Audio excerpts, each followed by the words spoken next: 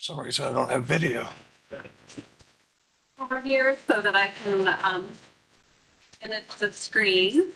Uh, so Norman asked me to come speak to you all in the main topic of household hazardous waste, which I am not a complete expert on all of that, but I do know how to tell you how to get rid of things properly. So we'll kind of go through that, and of course, why it's important to do that. So it's interesting, Sandra, I don't think I realized that you were on the committee for 8 years, and that's how long I've been on staff with the Louisville Waste District. I had been an educator at the Louisville Zoo for 16 years. Oh, there we go. Just really wanted. There we go. I just.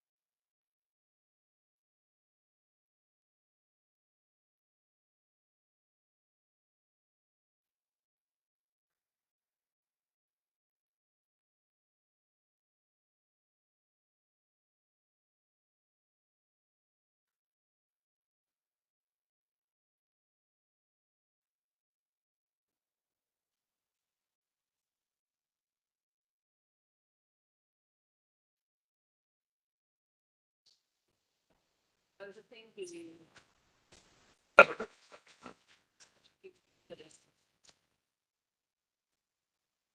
always matters. Using and recycling conserves landfill space and natural resources.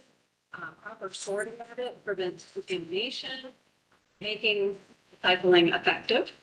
And then responsible disposal protects community health and sustainability. So it's trash, recycling, waste of any kind is important and it does matter to the community. Now, when I speak to communities or residents or even students, waste reduction is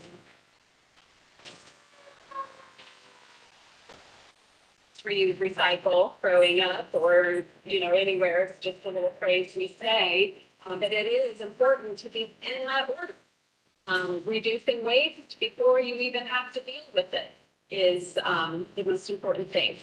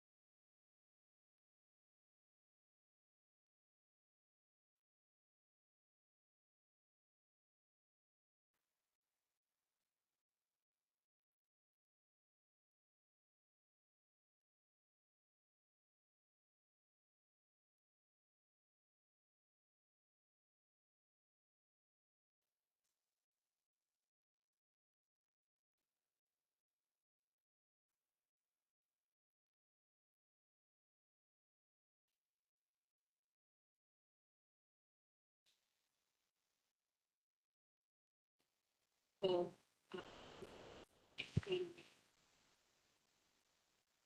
it's an app that other, that we, which was like, so we get to put the information into the app that's distributed.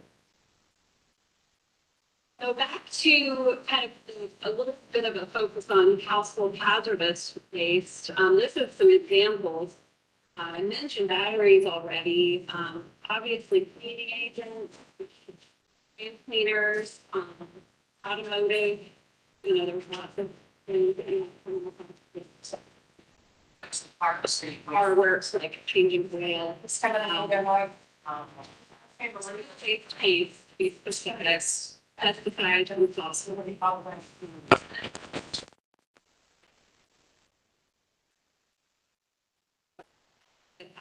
Slides that dive into this one.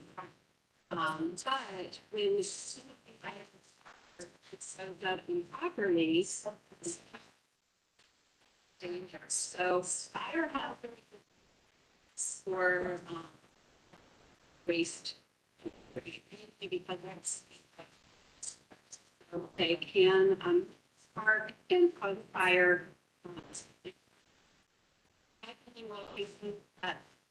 Material. Going. I'll talk to you more later.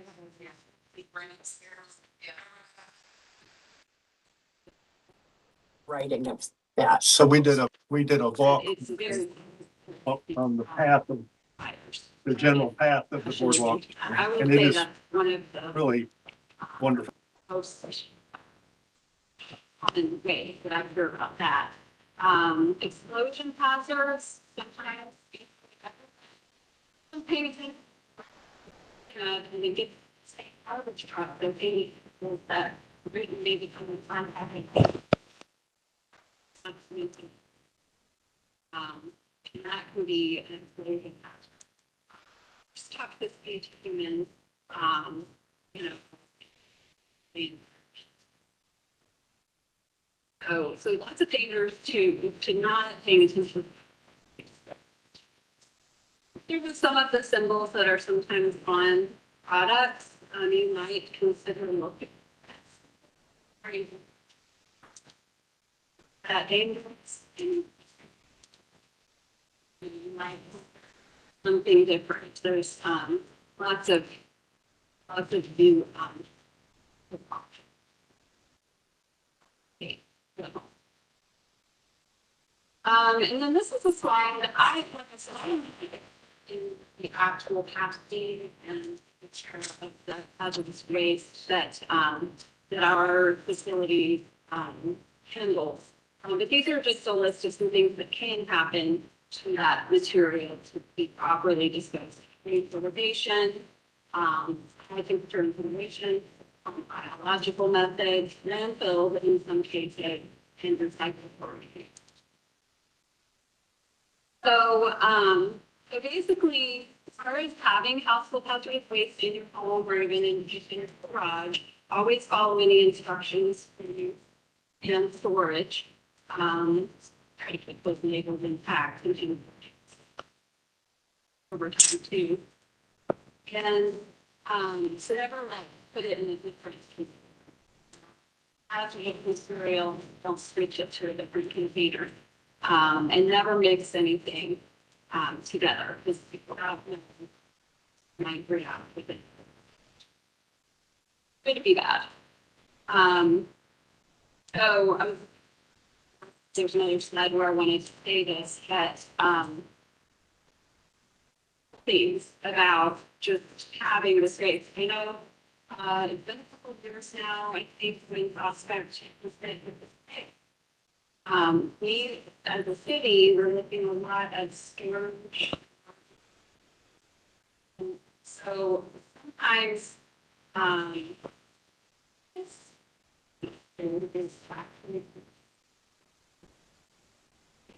garage, you know, maybe not the same. So that's something to keep in mind and to think about. Just maybe annually, kind of like checking your batteries in your smoke detector, just kind of going through and thinking sitting around that maybe things to take on to the site, maybe take care of it so that it's not acceptable to do.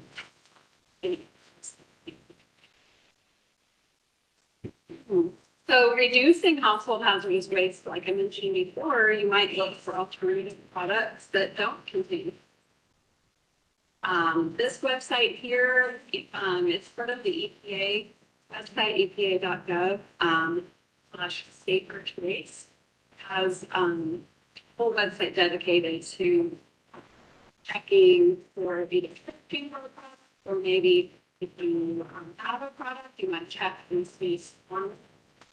I got on that site, I just know seventh generation brand or environmentally friendly products like this. So I did a little searching. Has all kinds of things like that. And then you can also search for recipes for your own products at home with little spray bottles. Like vinegar.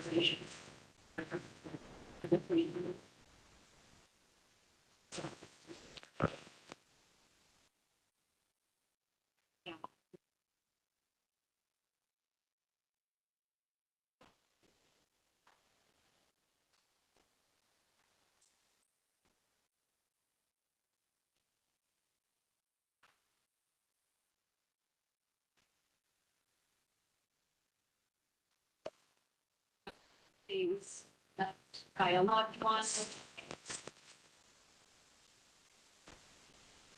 Um,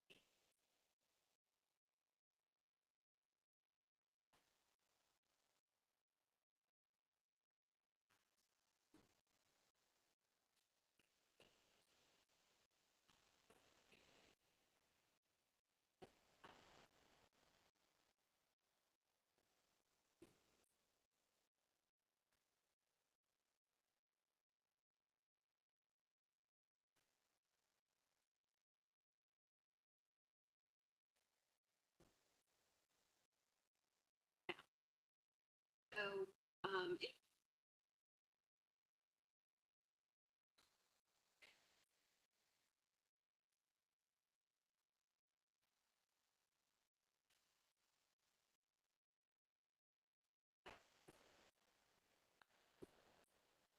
um,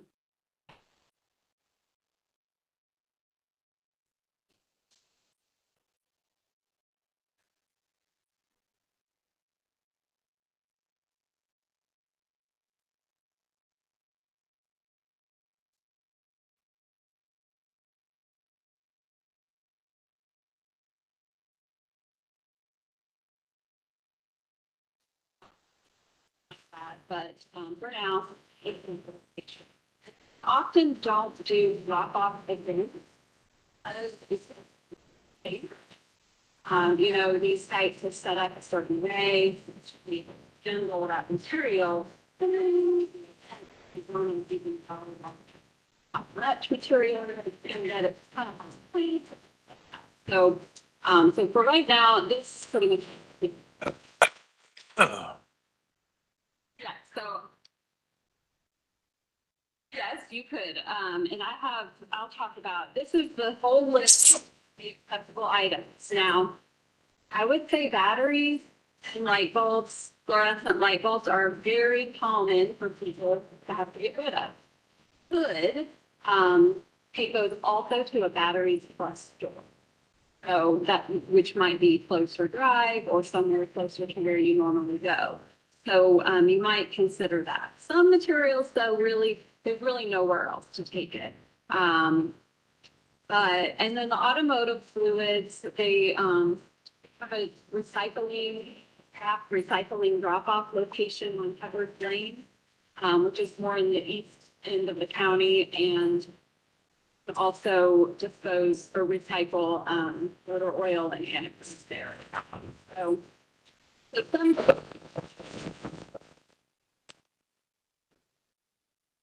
recently added dates and batteries. It's still kind of in a pilot. But that's one of those,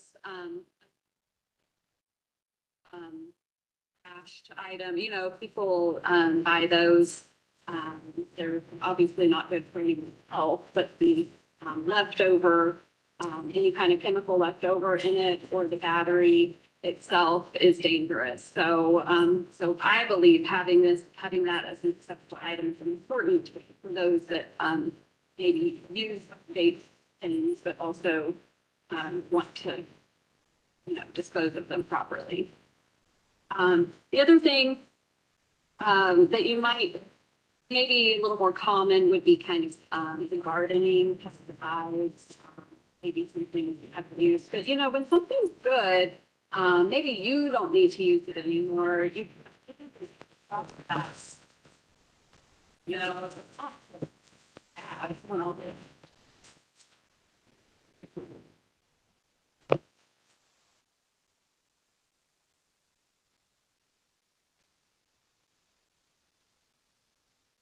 Oh, Hubbard's Lane takes the automotive food that I mentioned, motor oil and antifreeze.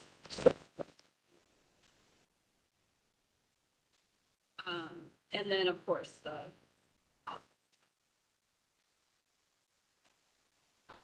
that's where, you know, it would be nice to be able to add, that's just what.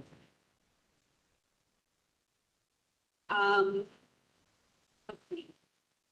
So some things that are not accepted at the has-been, items from businesses, for one, this is a, funded program for residents and, if a business is looking to dispose of chemicals, they need to just go to a company that can help them and pay that cost. Containers larger than 5 gallons or 40 pounds, more than 25 pounds of asbestos, much. Helium tanks are actually, you know, as unaccepted, but, you can check on that, because this slide, I did not think that we could update on it, but now that I look at it, for the adding, pressurized tanks, I think it's just propane that's added, but I'll double check. But helium tanks actually, the manufacturer of those has instructions on their website on how to dispose of that at a scrap metal facility. And then latex paint. So latex paint is what, I mean, it's what I always use when I clean my house. I know when I use kind of oil-based paint, that latex has the water cleanup. It's not considered hazardous. But liquid paint is not allowed in garbage. So like per ordinance do there. So really with latex paint, the guideline is to dry it out and then just throw it away. Often people keep it around so long that it dries out on its own, and that's why you're trying to dispose of it. But you would never want to put liquid paint into your garbage because the truck, they, you know, have hydraulic systems that crush it. And if you, I know somewhere near where I live, I know where someone do go with paint all down because they get in garbage and the garbage truck needs to get out. So you might notice that around sometime and be like, I know what happened there. So you don't want to do that. So always dry it out first, and I would still recommend bagging it, even if it's dry. But and you can just safely put that in your garbage. Habitat Restore only accepts paint if it's unused. If you happen to maybe buy 3 gallons of paint, turned out you only needed 2, do that right away so that you're not letting it get bad. But for Habitat Restore.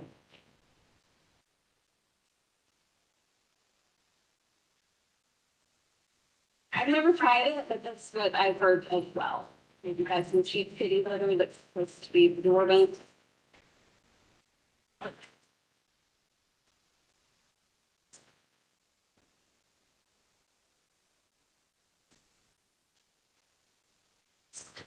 Sandra says it doesn't work, so.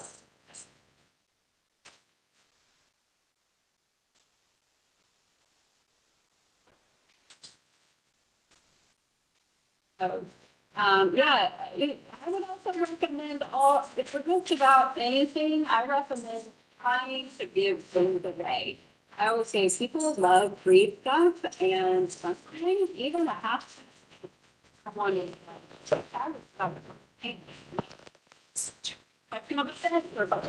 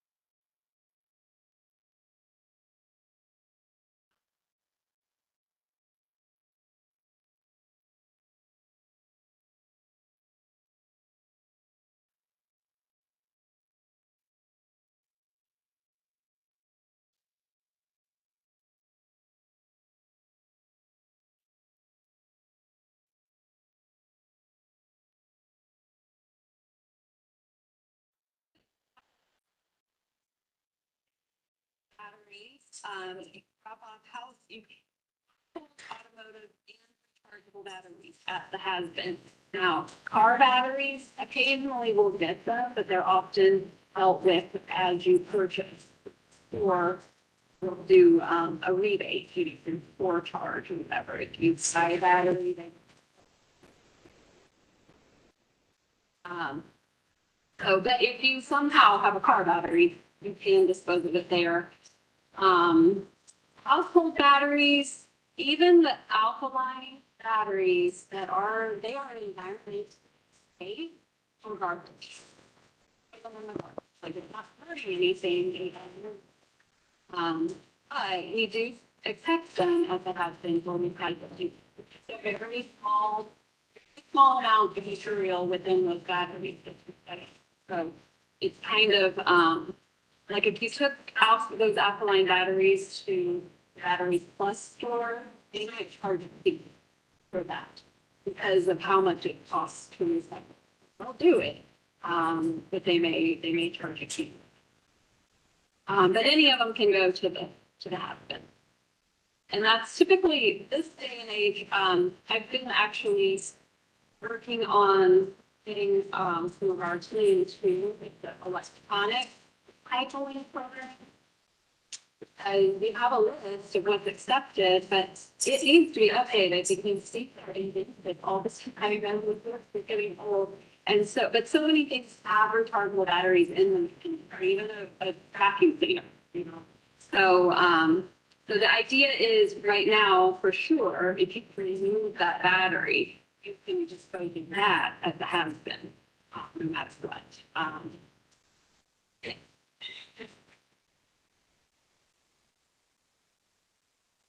Yeah, there's nothing saying right. There had been some mercury in production of those, but that and like a long time ago, they cut that out to make it safer. So that's really all you go through as far as that. You could throw them, and that's like a remote control, you know, through TV that lasts a pretty long time. So if you're not headed to the has-been, just want to throw it in garbage. Right, well, this is the other thing, we kind of mentioned it before. Fluorescent, that's the picture fluorescents. Those definitely need to go there, to the has-been, or a Batteries Plus store will take them. I'm not sure if they take a piece of those. Compact fluorescent bulbs, like in the photo, those are accepted at hardware stores often. Lowe's and Home Depot will often have a little, bin at the entrance that you can put those in. I don't think they want those long lights, but the compact fluorescents you can take there and LED bulbs as well. But they're all three accepted at the has-been for free. Incandescent bulbs, I don't really know of an outlet for recycling, and they are not hazardous, so those can be stored.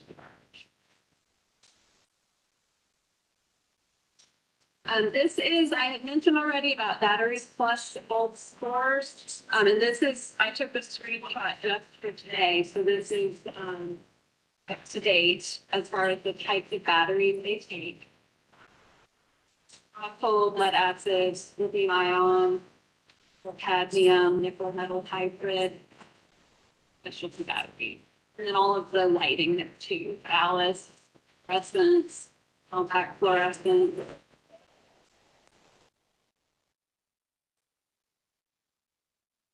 Like I said, I don't think they charge fees.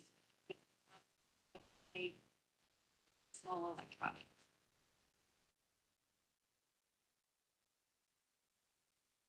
Pink always comes up as well. We read it. Pink, I would say. Trash.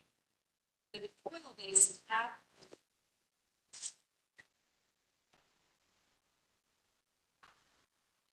Try that. So long. That can just, of course, be thrown away at that point, isn't it?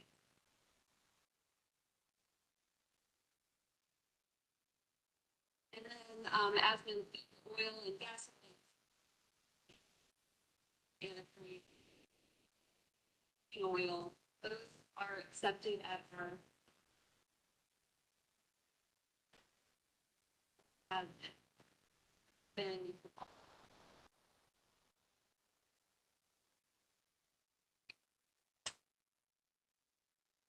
Oh, this is where I told you I was going to come back to the recyclable stuff. So we call, if you use this Cycle Coach app, which that QR code will take you to the app store, so you can download it, or you can just search for it. And you would have to put in your own address.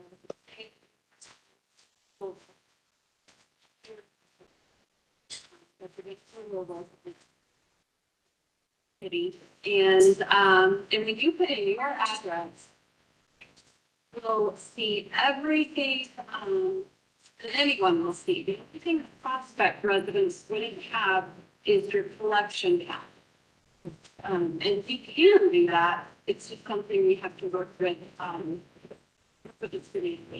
If we have a list of addresses and we know collection days, we can submit that to recycle.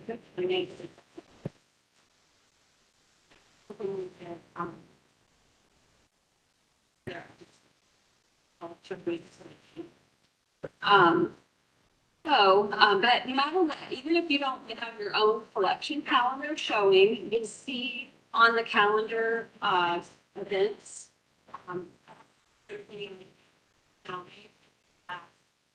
Library, the pop-up drop-off event schedule, which I'll talk about that.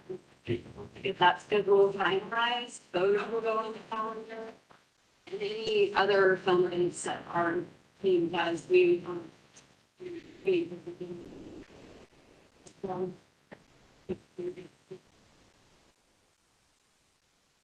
first, anyway, that kind of stuff gets on the calendar, but at the top of the app, there's a search bar, so we call that the what goes there search tool.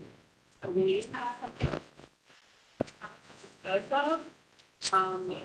rifle, and you already got everything on copy. So all you have to do is type it in, search bar, it'll kind of consolidate into a category. And in this case, I have a screenshot of the battery, household batteries once. So you would click on it, and then it's going to show you what you need to know about disposal.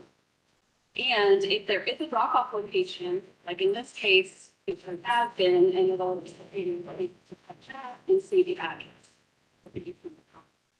Showing that all the info you need right away. So, and in some cases, it'll even say donation.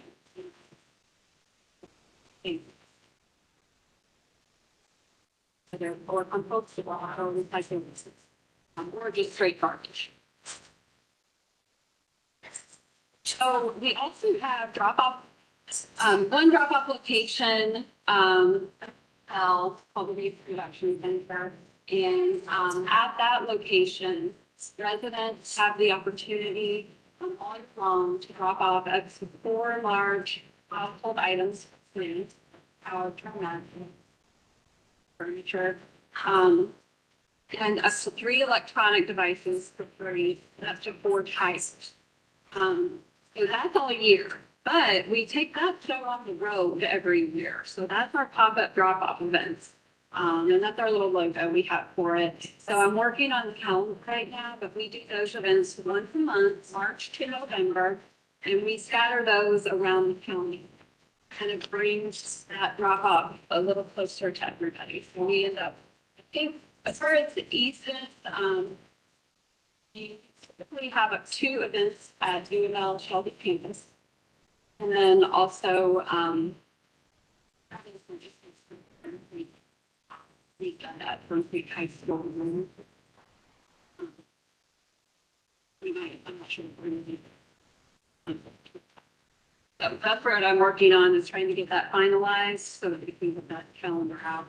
And people would love those events, and they watch for it to come closer to where they live. And then we also have people coming from every zip code just about to. The list there are the things that you can take. They have household items, no limit on those, up to 3 electronic devices and up to 4 tires. We also take bundled yard waste, scrap metal, regular household recycling, documents to be shredded. We hire shredded to come bring trucks to do that on site.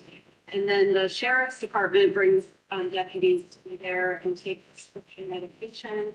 And then we've also, we bring deputies to be and donate. So they're really great events, and it's kind of nice just to just put it in one stop shop. You know, you can take a Saturday and try to load up a lot of things at once.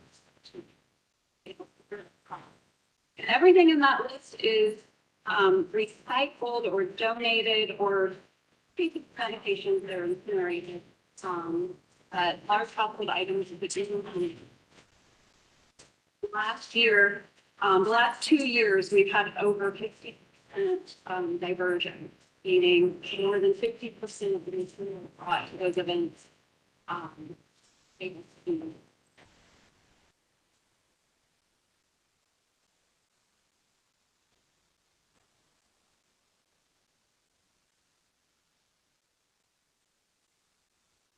it is overall South Campus, Hubby Park, maybe.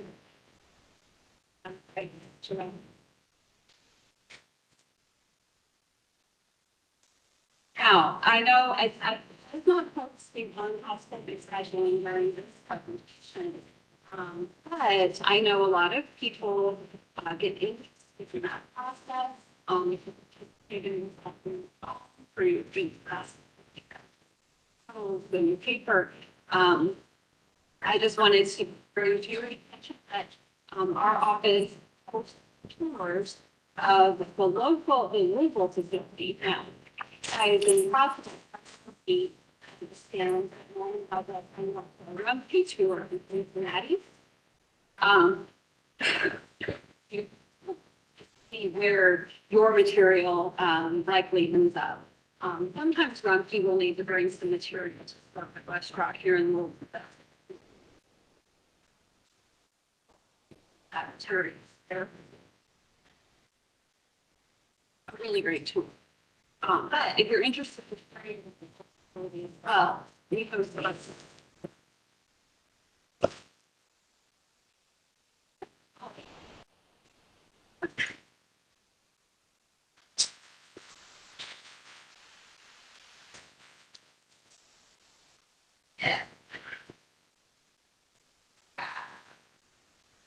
Yeah, styrofoam is, like this, there is a company in Albany called Foam Fabricators. They make styrofoam. Which is, I don't know if it's good or bad to say that they will accept blocks of styrofoam, like if you got a TV and had all around it, you know. If you keep that clean, off any paper, they will take that, for recycling. I personally have never, I just don't, do it, to be honest, and I've never actually done it. But during their business hours, they would accept that.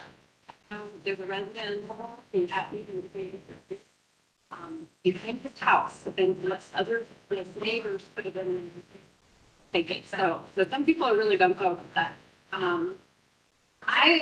They don't take cups or plates or containers, you know, only those inserts. I personally just try to wait for the clean, you know, I mean, I hate that something out places on me.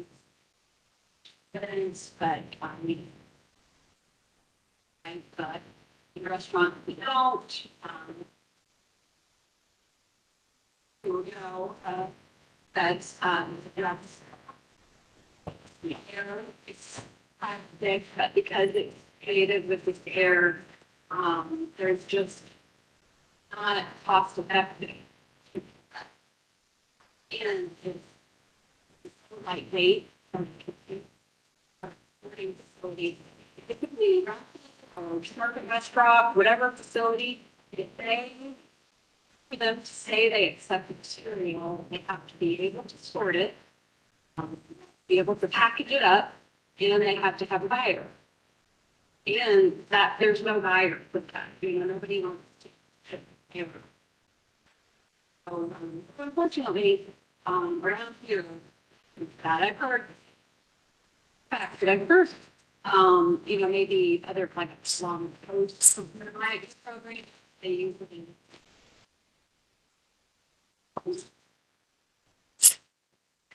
Around here, they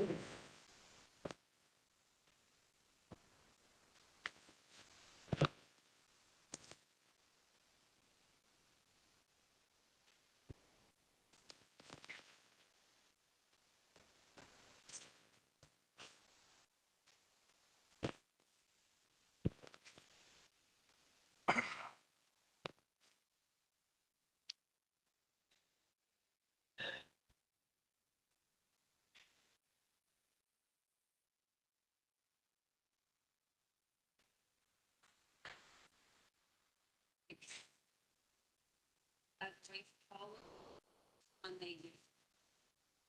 I guess all other landfills.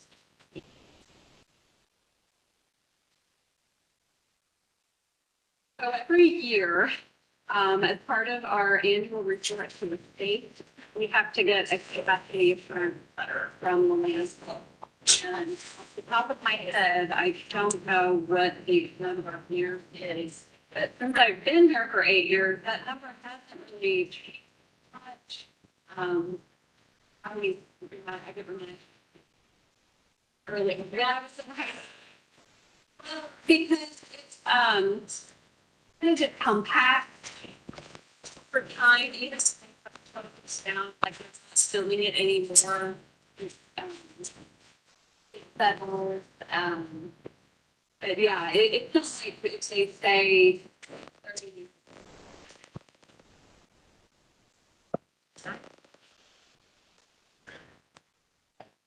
Yeah.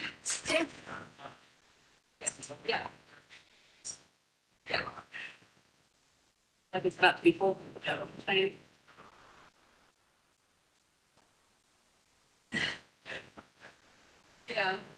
Well, thank goodness they've, you know, created some laws to keep places, but not be dumps, but the landfill is very engineered. And now, yeah. So yeah, I know it was in that 30 to 35 range as far as years, expected. It-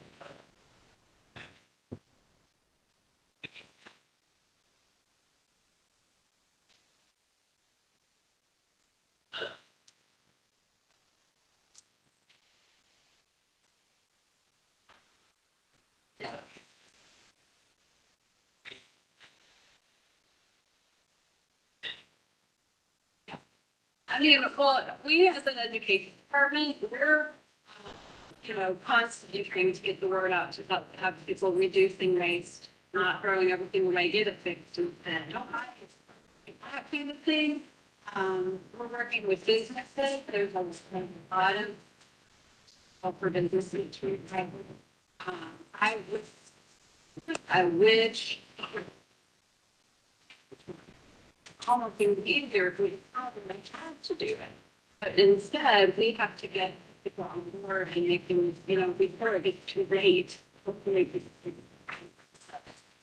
I believe that places that seem to do it right, people love to tell me where they need to it's so great. And I'm usually thinking, that place doesn't have anything. We're near it, and that's why it's much economically more important because people have to travel.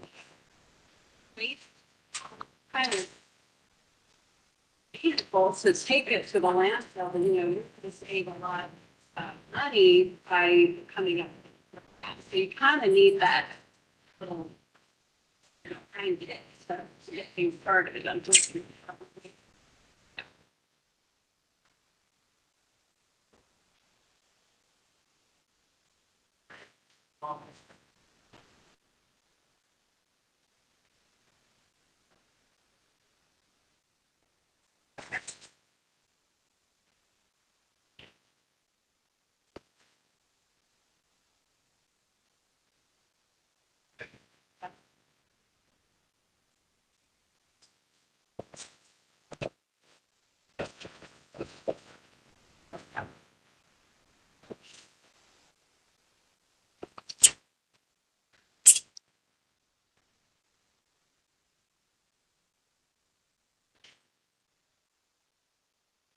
Absolutely. I completely agree with that. About that for a long time too. So yeah. Right. So, well, I sent email just this week, kind of promoting this Successful Right program that we do.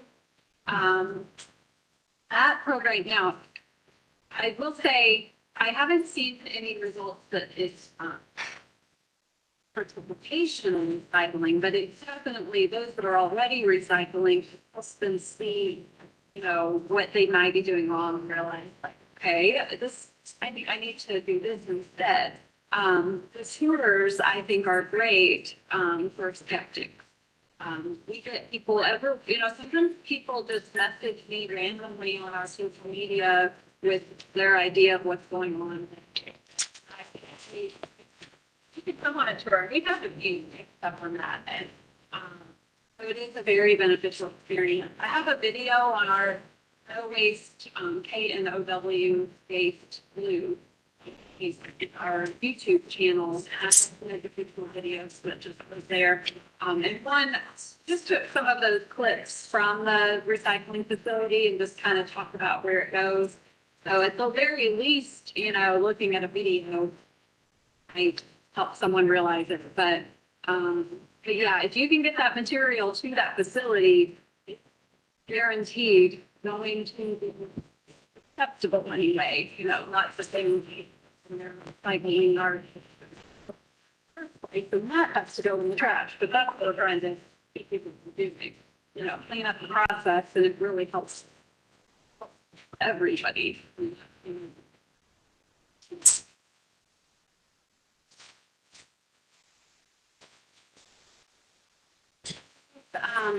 We take those in our electronics drop off. I have a flyer up here, but that's at the same location at Waste Reduction Center, which is 36 Merriweather. 36 Merriweather. They don't want the plastic cases though, but if you had CDs, you could take them. And we have always had a rule that you can only bring 3 electronic devices, but when they accept those things, I usually tell people to small off. So you can take this. Well, they will take it. And, in the e-waste program, they'll recycle any of the plastic packaging. But they'll take those and they'll take old beads.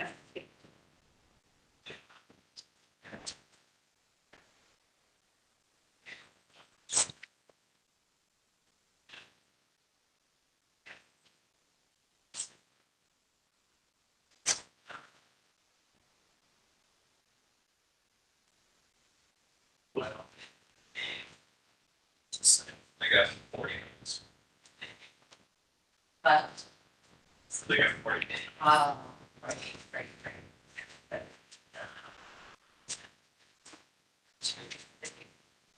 I got 40 minutes. Yeah.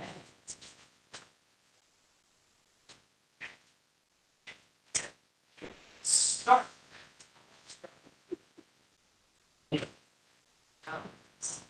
Longer. They leave our lights out forever.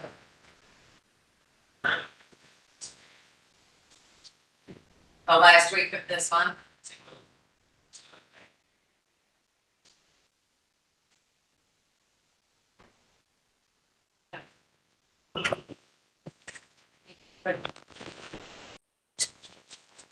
At the hand. Strange.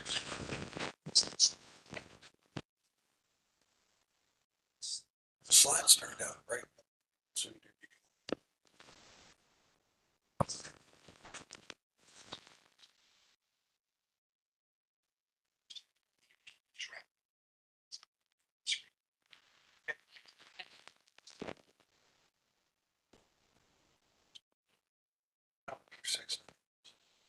It's late day.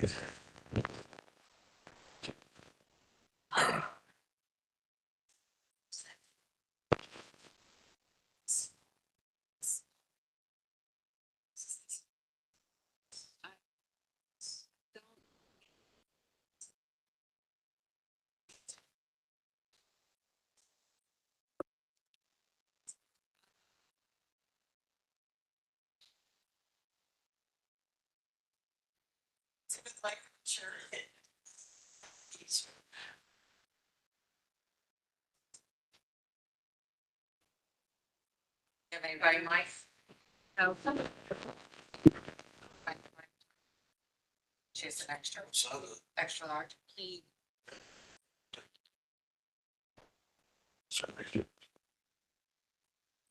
I got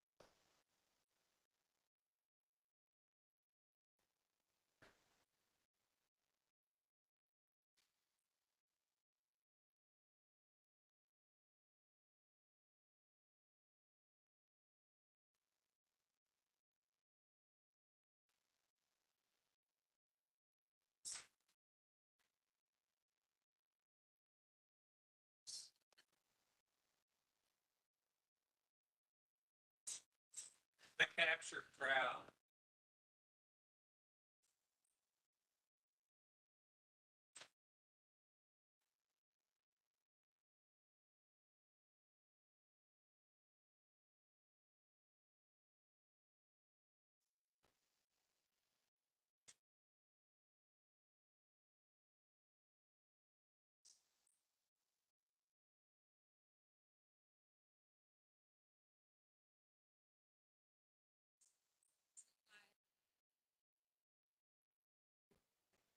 out of the large items in England, top contaminant is bars, plastic, piping, throwing away maybe chair and mostly plastic. So I just throw it in. Too well because the porting, either do the bags. So, yeah, recycle right, but all the way to. Hazardous materials that we set our fields,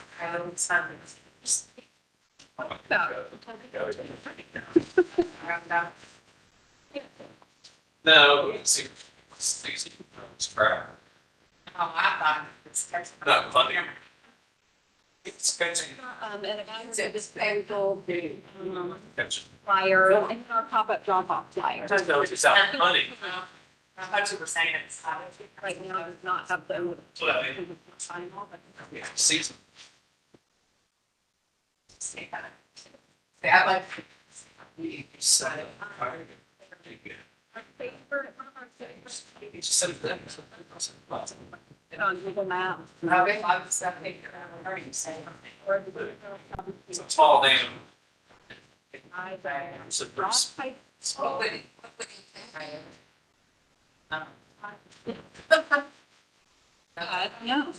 Around here. I don't know. I mean, probably, Yeah, yeah, and this year our last one, the last two, so they just get. of the lane. Stay on the. I had my backyard, close enough to that, try to open up my door to get a recording, because it may sound like they're abstract. As soon as I open up the door. Well, they're pretty skittish. They're always on the mend. Like,